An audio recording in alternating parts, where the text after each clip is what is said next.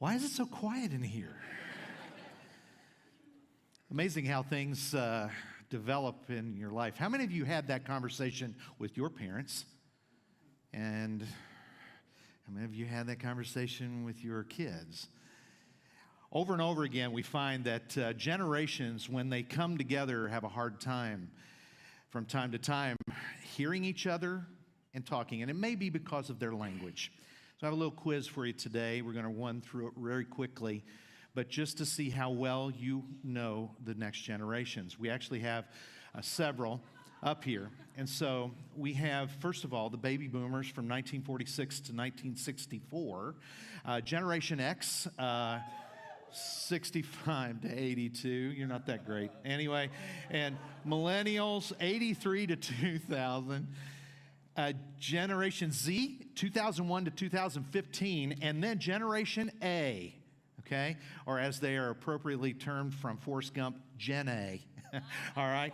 And 2010 to 2024.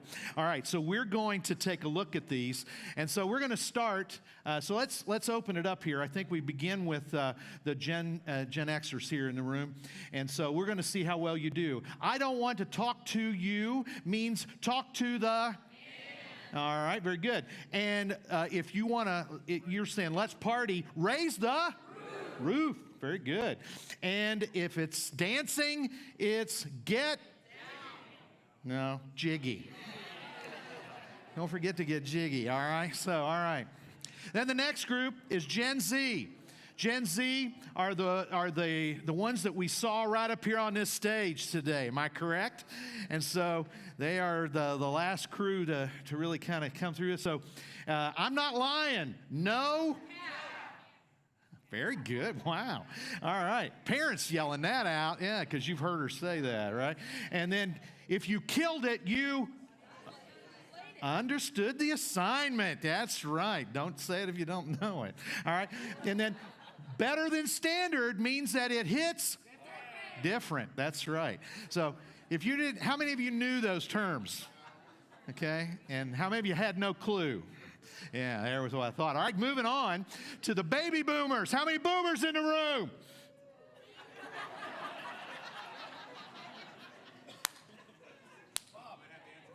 Okay. All right, so I'm a boomer. All right. Don't like the idea because people say and call me boomer. I don't like that. But you get the idea, okay? So this one's fun. I want to see how many of you get these, okay? I remember them to a degree, all right? Something is fun or fine, meaning it's a gas. That's right. Very good. What's your problem? What's your bag? See, deal. That came later, okay? And if it's boring, this is a drag. Very good. All right, good. I still use that today. All right, so millennials, all right? How many millennials in the room? All right, yeah, you know. All right, 1983 to 2000, okay? 1983 to 2000. You were 4 years old when Kelly graduated. All right, so I can't deal with this. I can't deal with this. It means I literally can't. Even. Yeah, very good, even. And life is hard. It means the struggle is real. Oh, very good. You guys are on it. And if you're lacking regret, it is sorry, not sorry. That's correct. Very good. So now all of these, we've gone through all of them except the last one is Generation A, and they're the ones 2010 to 2024. They're next right here in this room over here, the middle schoolers, the high schoolers, okay, they're the ones, all right, some of them. And so this is, and like you've got little kids next door, all right, those are Gen A. And so if something is chaotic or hilarious, it is skibbity, that's right, skibbity. This past week, we had to replace a very important item in our downstairs bathroom. We had to replace the throne. And so I'm going to put it on there just for the sake of the fun of it for my grandkids. I'm going to put, hello, my name is, and then I'm going to put skibbity on there because skibbity toilet is a thing. If you don't know what that is, boy, you're not with it. And then if you've got charisma, he's got Riz. That's right. And if it's questionable, that's so sus. Sus. What's that? Suspect. All right. For those of you who like full words. All right. If you don't know this, you are so Ohio. All right. That's all I can say. All right. Listen up, chat. All right. So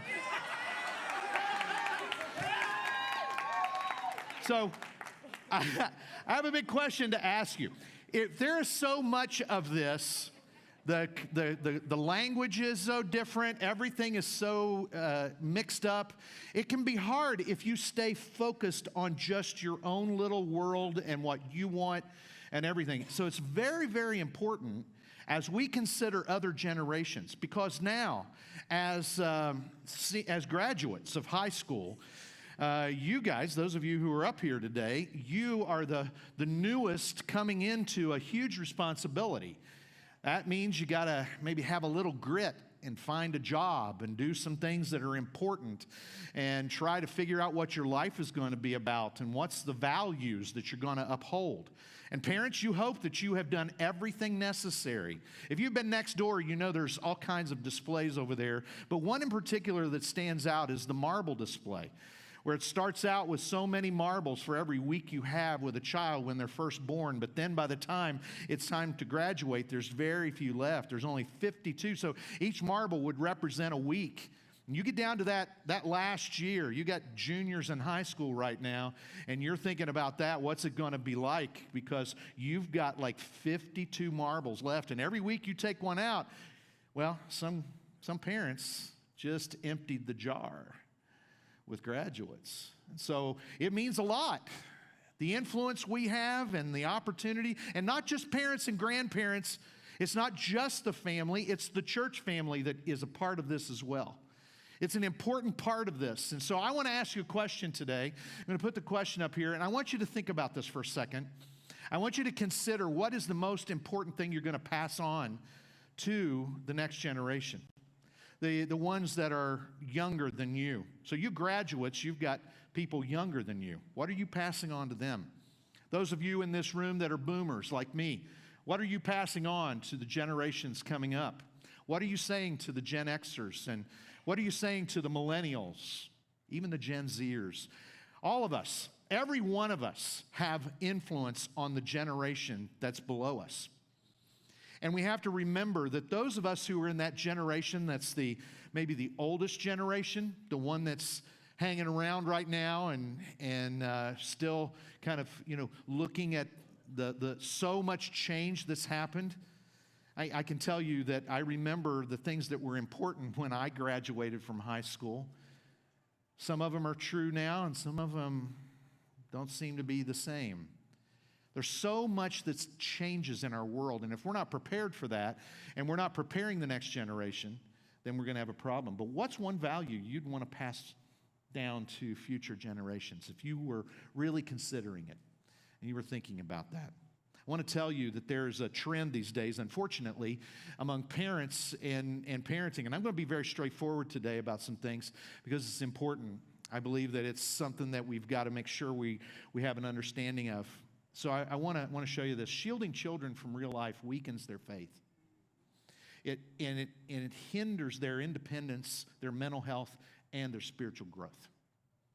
If we shield our children from real life, I've heard the terms used, I need to isolate my children. I need to insulate my children. Those are problems. That's not at all what the plan was that God had in mind when raising kids, and when especially with the church is meant to prep them and get them ready and put them into leadership. That's really the ultimate line there, but shielding them and doing everything necessary. I heard someone told me in a seminar that I went to about generations. And the statement is that nearly 30% of Gen Z right now take their parents to their job interviews with them. just to help them get through it. And I thought to myself, I remember my first job interview. I can remember my grandpa said, the guy across the street's hiring for work in the kitchen there at Chessie's Fat Boy. I maybe have told you that before.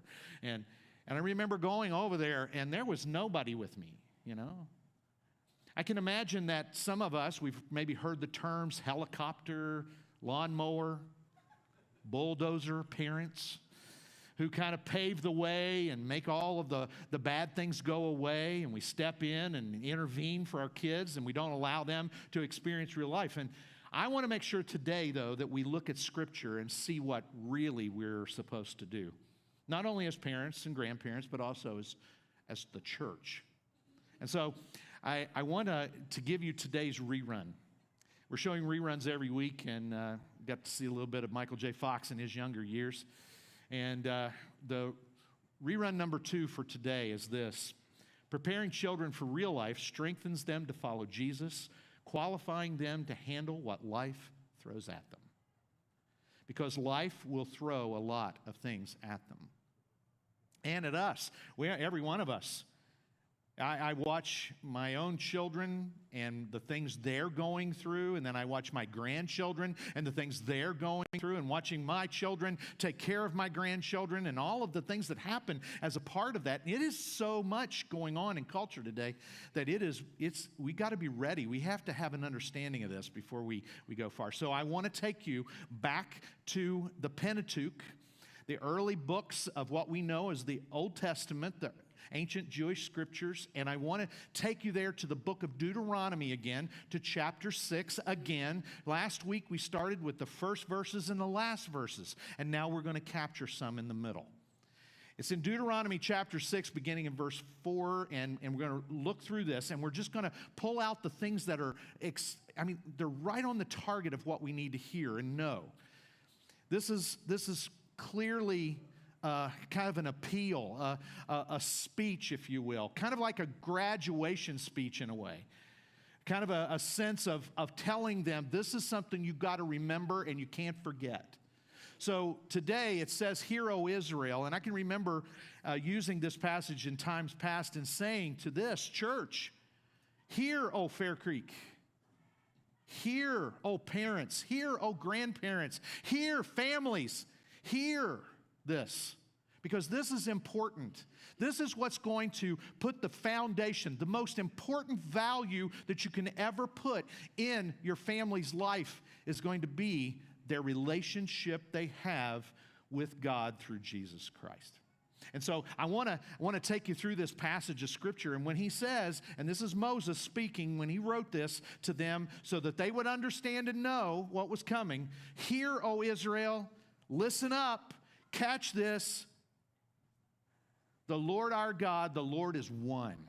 Statement that should never be in question in a person who is following Jesus. Now, if you're skeptical and you're still trying to understand Christianity and you're still trying to put the pieces together for whether this works in your life and whether God is really speaking to you, then I can understand you being on a pathway. But for those of us who have been a part of the church or have been a part of a relationship with God, you got to know that there's one God. There's not many gods. There's not many opportunities. There's one truth and one source of that truth, and God is that one. And so Moses was like, you've got to make this foundational. If you don't make this foundational, so you have to think about it. Your values are shaped around whether that statement is true in your life or not. So all the things we spend our time on and the things that we do and that we are a part of and everything, does it reflect that we believe the Lord our God, the Lord is one?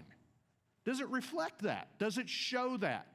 The things that we are spending our time, our money, our energy, does it reflect that? Do the conversations and the pathway and the choices of direction and things that we're doing, does it point to the fact that there's one God and He's the Lord?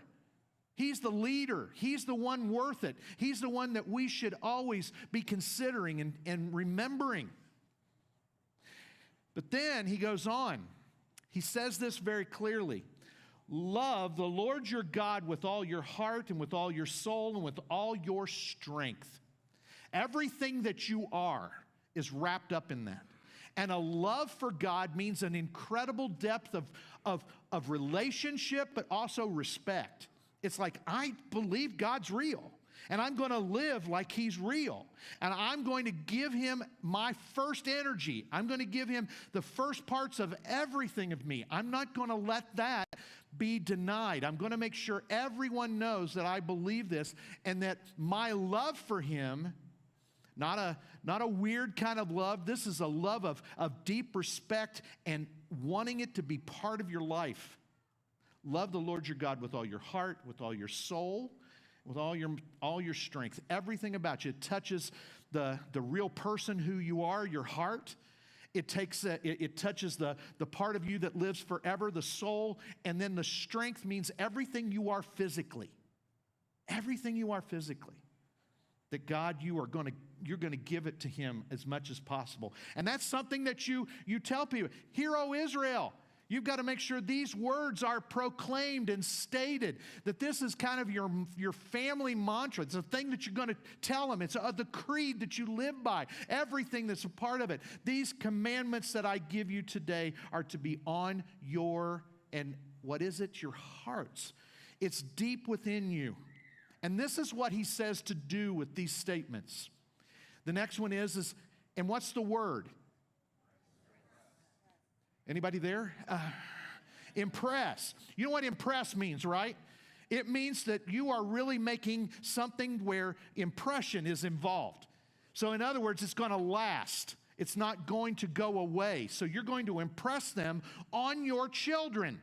Every time we have the opportunity to make decisions or go about our lives, every day we do, what should we be doing? Impressing that God is one God, He's the Lord, our leader, and we need to love Him with everything we are. That should be part of what Moses said needed to be part of their life and what they should do. See, it'd be very easy to say, well, that was a long time ago. Things have changed now, and it's not the same. And it almost seems like, okay, I've heard this before. But honestly, you can tell whether or not these things are important by the way we live and what happens, right? And the results that we see in our children and in the lives around us. And honestly, as a church, we should be able to see. I'll just tell you, it did my heart good to see that many seniors up here, you know? That was awesome. I love that. And this crew is special, all right? I'll just say it. This crew is special. They are. And they're special for a lot of reasons. But they're special because they have a passion for life and wanting to really do something of value.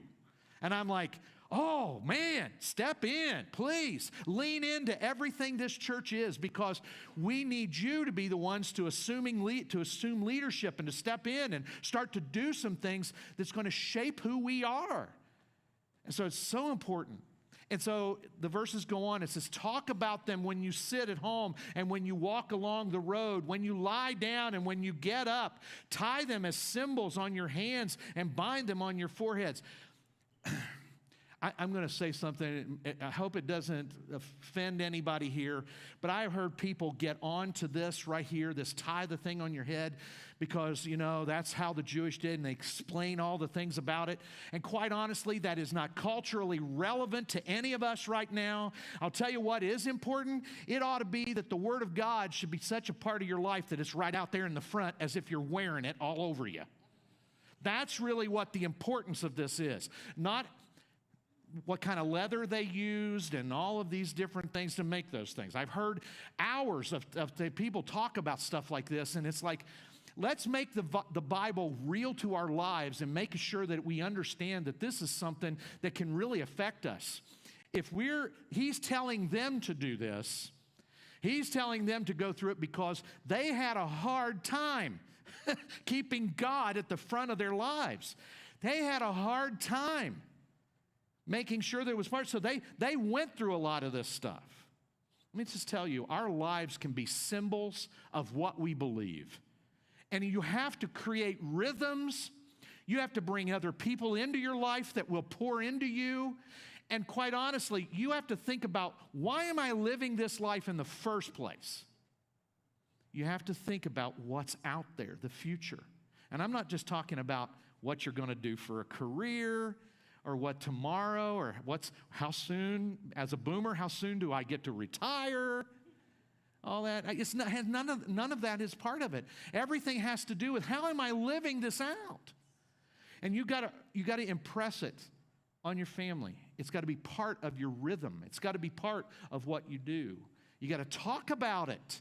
Have some conversations that are about this. So much so that it shouldn't be the awkward things that come up. The most awkward conversations sometimes, I think, happen when a family hasn't talked about spiritual things and then they try to bring them up. Don't let it become awkward. Don't let it be an awkward thing to speak of it. Just be part of your story. Let it be your life being lived out. Don't make it so that it's like, okay, it's time to sit down and have the talk. And I don't mean that talk. Okay? But don't make it like it's that talk. Okay? The verse finishes out, write them on the door frames of your houses and on your gates. This is an important one, because what it does is it tells us that whenever you come and go, you're reminded. When you leave, you're leaving to be a representative of who God is in your life, what Jesus is doing in your life. And when you come home, you're thankful for this place that you can tell everybody and rejoice with them about what's been going on in your life and what God's done. That's what it's about.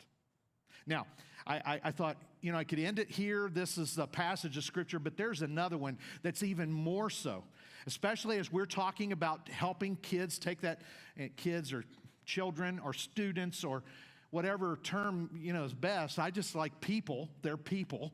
And so whenever you see these little people or medium people or even starting to be big people in your house, what have you equipped them with? What have you impressed on them? Let me show you this. As a church, as parents, as families, this is something critical.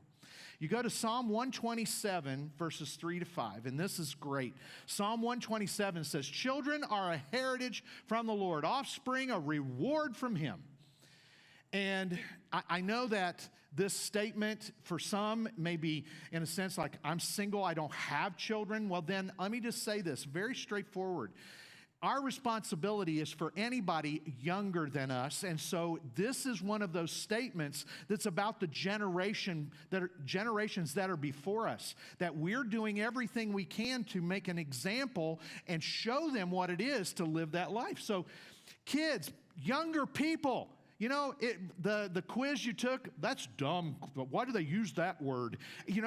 That's not the approach, all right? The idea is thank you, God, for these fresh young people who have got a lot to give. That's what's going to keep the church alive. That's what's going to keep our families going and alive. That's what keeps the message of the gospel alive and strong. And so they're a reward. They're a blessing to all of us. And like arrows in the hands of a warrior are children born in one's youth. I thought about bringing a bow and an arrow in here and putting a target up and shooting at it, but I wasn't trusting my skills. And so I didn't want to do that. I was afraid to do that. But if you've ever had the opportunity to do archery, maybe it was at camp when you were younger, all right, or somewhere where you had that opportunity to shoot a bow, okay? And I don't know if you've ever tried, but if you've got a bow that's crooked, or or you've got an arrow that isn't fine-tuned and straight, if you've got problems like that, you're not going to shoot it straight. It's going to miss the target. It's not going to work. Matter of fact, a lot of people love the quiver so much that they keep the arrows there and don't want them to come out.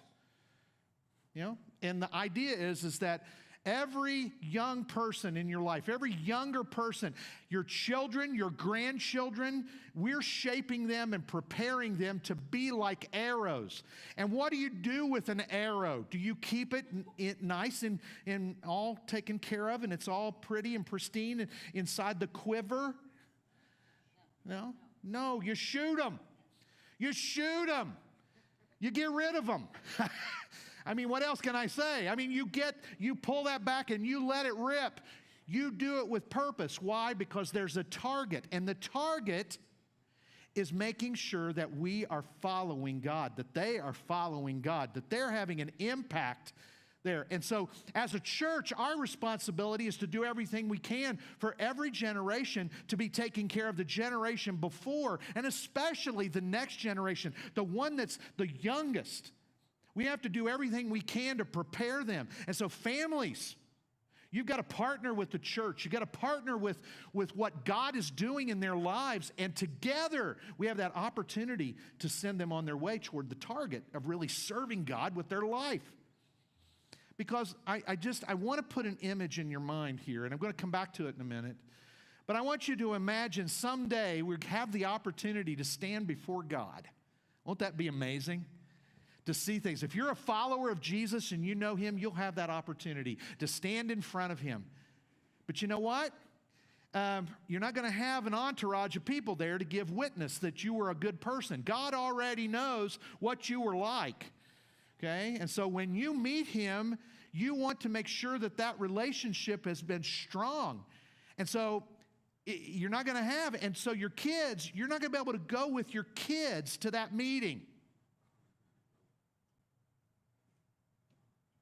You're not going to be able to stand there with them before God.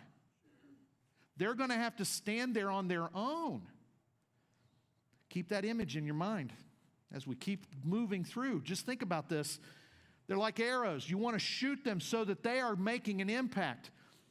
But then the verses take a twist. Blessed is the man, and I just added this, parent, grandparent, guardian, church. Blessed are we, whose quiver is full of them. They will not be put to shame when they contend with their opponents in court. There have been so many things stated about this. It's so out of whack. All right? Let me just tell you something. If you're married and you don't have children, you hope and pray maybe you will, but you haven't been, don't think that you're not blessed by God. All right? If you've heard that before, then I'm sorry. You were told wrong. Okay? The whole point is that the idea behind this is that whenever we have children, each one of them are blessed. And in this case, the reason it says it's a good thing to have this because they were up against enemies constantly. So you wanted your home defended. So there's a cultural relevance that's in this that makes sense. And you want your kids trained and understanding and standing with you with your values and the things that you want to make important. You want those to be strong in your life because if you were ever called to court, your family would be used as the witnesses. Oh no, my dad, what you see is what you get. My mom, that's the lady she's always is, no matter whether she's at home or in front of me or whether she's in secret or out in public. She's the same woman. And you want that. You want them to be able to be the ones to stand up and be able to give witness to what they learned in their home. Now, let me tell you something. I'm not telling you that you've got to have church service at your home every night. I'm not telling you that you've got to do some of those things. That's not the point. The point comes down to, though, that it becomes such a value in your life that decision-making is done the right way. It's done with God in mind. It's done with the ideas that I am going out and I'm going to be able to do this. See, shielding your kids is going to be a problem. Think of it this way. Kids are arrows, aim them well. Kids are arrows, aim them well.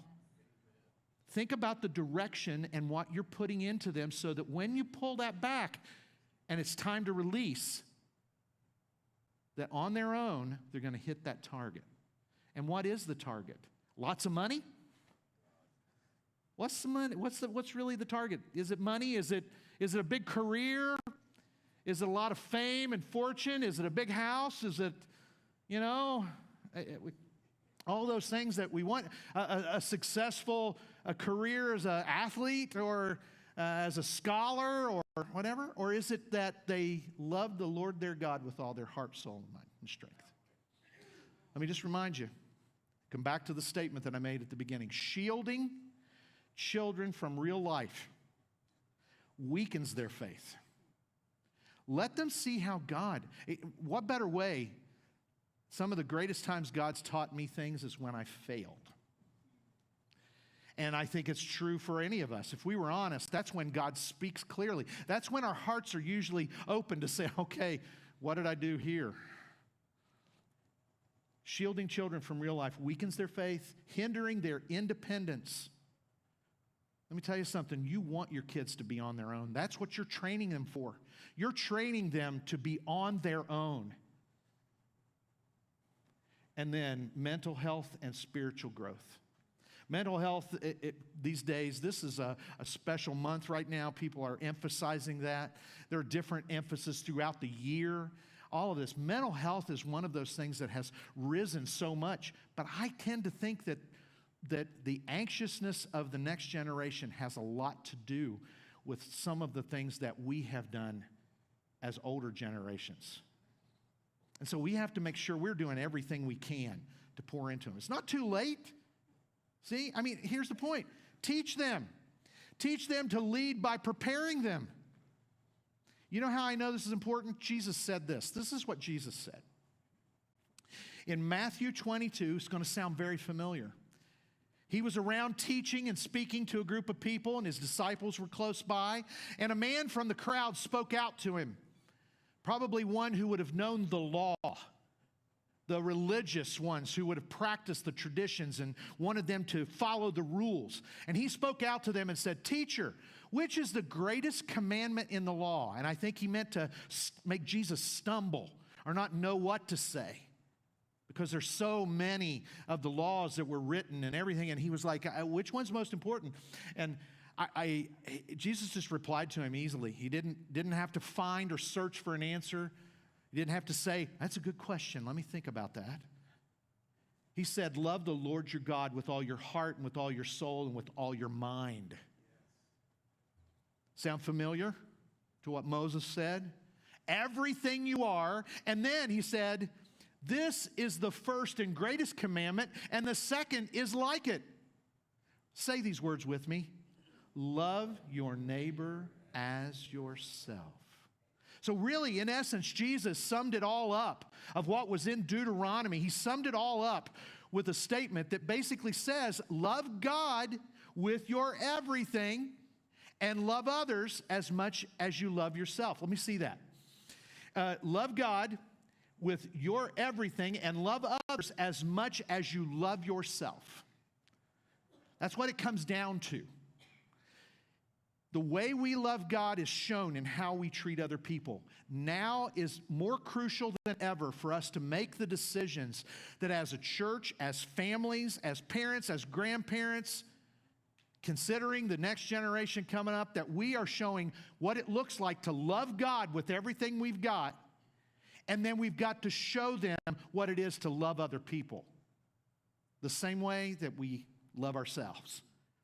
And you might say, I don't love myself, I hate myself, but I can tell you this, you still have that inside you, and there may be things blocking that, I get that, but the whole concept of it is that we all do have a love for ourselves.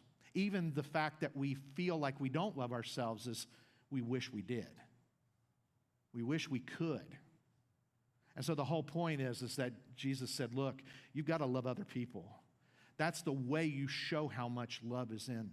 And right now we live in a culture where we don't love well.